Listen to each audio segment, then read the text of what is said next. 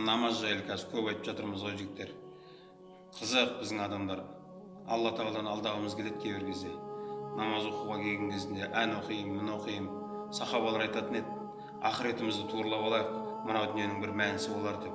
Біз айтып жатырмыз, осы дүниені реттейік, ақырет бір мәнісі болар. Барғаннан кейін көреміз дегендер естігенсіздер ме? Олар айтатын болған, намазымыз түгел болсыншы, дүние бір болар өзі деп. Біз айтамыз, дүниеміз түгел болсыншы, намаз одан кейін бола берер. Жұмысыңды ретте, намазың кейін бола берер.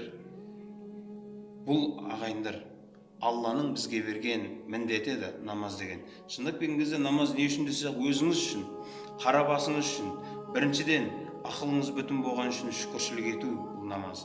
Екіншісін қараңызшы, пайғамбар саллаллаху алейхи ва саллям айтады, намаздан кейін жасалған дұғалар қайтарылмайды. Мынау дүниедегі, ақыреттегі бүкіл проблемаларыңызды осы намаздың ішінде шешіп алар едіңіз ғой. Біз намаздан алыстағаннан кейін ешқандай проблемамыз шешіліп те жатқан жоқ та.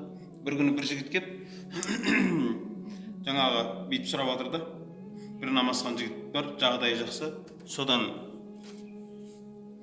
қарыз ақша алып берші деп жатыр да. Біз айтып жатырмыз да.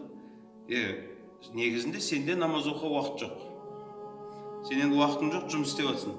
Ол ақымақ намаз оқып, уақытының бәрін намазбен өткізіп отыр. Ол неге сен сияқты жұмыс істеп жатқан жоқ. Бізде айтады ғой, намаз оқуға уақытым жоқ, өйткені жұмыс істеуім керек. Мен намаз оқып жатсам, бала-шағам кім асырайды деген сөз естігенсіздер ме? Енді ақылға салса қараңыз, ана кеп тұрған намаз оқымайтын жігіт, негізі мына намаз оқитын жігітке көмектесу керек еді ғой, өйткені мына ақымақ намаз оқып жатыр ғой, уақытын өткізіп. Ал ана уақытын дұрыс пайдаланып, дүниемен айналысып жатыр еді ғой. Енді сен қайта мынаған көмектессейші деймін да. Намаз, негізі ағайындар, бұл сіздің уақытыңызды алатын нәрсе емес ол. Ол сіздің уақытыңызға береке беретін нәрсе. Намазда отырып Алладан сұрайсыз, не сұрайсыз, бәрін береді Алла тағала. Өйткені пайғамбар саллаллаху алейхи ва саллям намаздан кейін жасаған дұғалар қайтарылмайды. Ал біз ол намазды кейінге қалдырып қойып жатырмыз да. Жарайды, бұл дүниеде бір нәрсе намаз оқысаңыз да, оқымасаңыз да шешілер.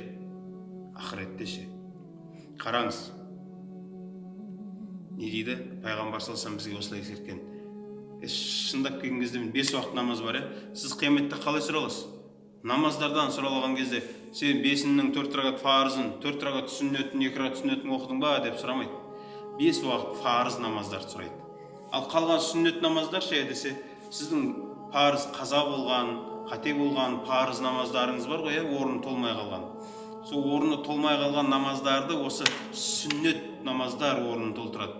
Оның орнын толмай жатса ше, нәпіл намаздар сол сіздің парызыңыздың орнын толтырып тастайды. Неге десе қарасаңшы маңыздылығын айтып жатыр. Қияметте бірінші сұралатын нәрсе намазы түгел ме екен? Егер намазы түгел болса, Алла тағала басқа істерінде жеңілдік береді дейді. Главный намазың түгел толық болсыншы дейді. Сол үшін қарасаңшы сүннет намаздар, нәпіл намаздар бізге бергені ертең қияметте саған парызың толмай жатқан кезінде осы нәрселер пайдасы тиеді саған дейді. Біз айтамыз, бүгін қияметті қоя бер, осы жақты бір нәрсе қылайық, осы дүниені бір нәрсе қылайық, ана жақты бір нәрсе, бір мәнісі болар. Бір күні бір жігіт кіреді мешітке. Зат жоғалтқанда, мен мынандай затымды көрдіңдер ма? Ешкім үндемейді. Бір кезде сөзді өзгеріп айтады. Кім алды оны? Өйткені осы жерде жоғалтты ол. Кім алды, кім ұрлады деп. Сонда Хасан әл-Басри болу керек. Жаңағы жігітті өзіне шақырады, отырғызады, деміңді бас дейді. Кейін айтады, бір жоғалған затыңа қандай уайым, не деген адамдармен ұрсуға дайынсың. Бір ұрланған затың үшін қандай уайым. Бірақ күніне шайтан лағынеті сенен 5 уақыт намазыңды ұрлап жатыр, уайымдамайсың дейді. Шайтан лағынеті сенен күніне қанша мәрте иманыңды ұрлауға әрекет жасайды. Бірақ сен оған ренжімейсің дейді. Уайымдап, кәдімгідей, менің намаздарым не болды? Деген жоқ. Өзіңіз айтыңыз, қандай құлсыз сіз?